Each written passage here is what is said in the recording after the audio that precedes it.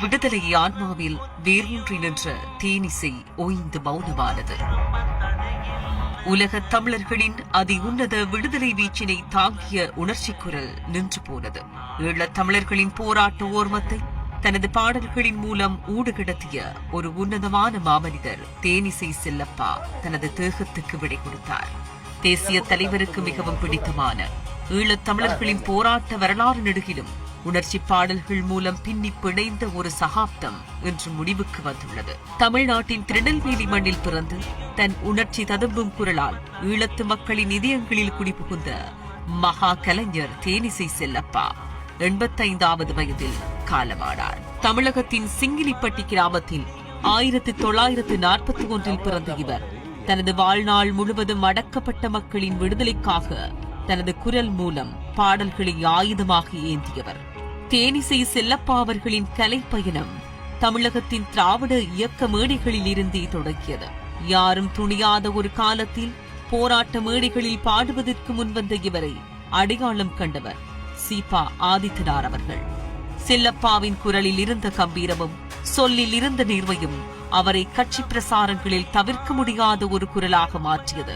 செந்தமிழா மனம் பொங்குதடா என்ற பாடலே அவர் முதல் விடுதலை குரலாகும். 1964 ஸ்ரீமாவோ சாஸ்திரி ஒப்பந்தத்தின்படி மலேக தமிழர்கள் அகதிகளாக தாயகம் திரும்பிய போது அவர்களின் துயரத்தை உலகுக்கு உணர்த்தியவர் செல்லப்பா. செந்தமிழா மனம் பொங்குதடா, சிங்களவர் கொடுமை மிஞ்சுதடா, இதை நேரு பண்டிதரும் பார்க்கவில்லை, சொந்த ஊரு மந்திரியும் கேட்கவில்லை என உலகம் முழுவதும் கொண்டு சேர்த்தார்.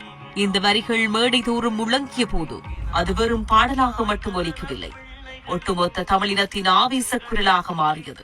இந்த உணர்ச்சி மிகு குரல்தான் ஈழ போராட்டத்தின் தொடக்க கால புள்ளிகளில் ஒருவரான தேவி சுப்பிரமணியம் அவர்களை கவர்ந்து செல்லப்பாவை ஈழத்து விடுதலை பாடல்களை நோக்கி திசை திருப்பியது.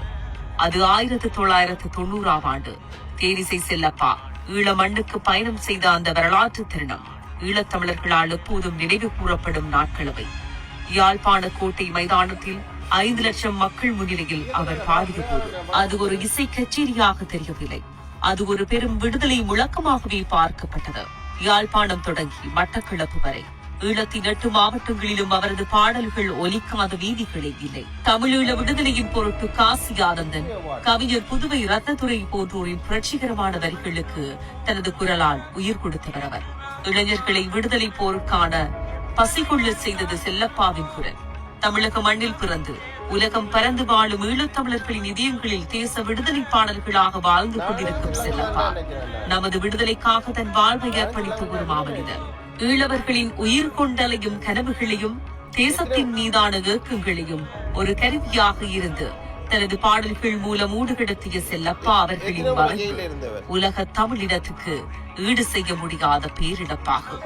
காலத்தை கடந்தும் ஈழத்தை நேசிக்கும் ஒவ்வொருவரின் உள்ளங்களுக்குள்ளும் உயிர் கொண்டு அலையும் தேசக்கனவின் குரல் வடிவமான தேனிசை செல்லப்பா அவர்களின் ஈடு செய்ய முடியாத இழப்பை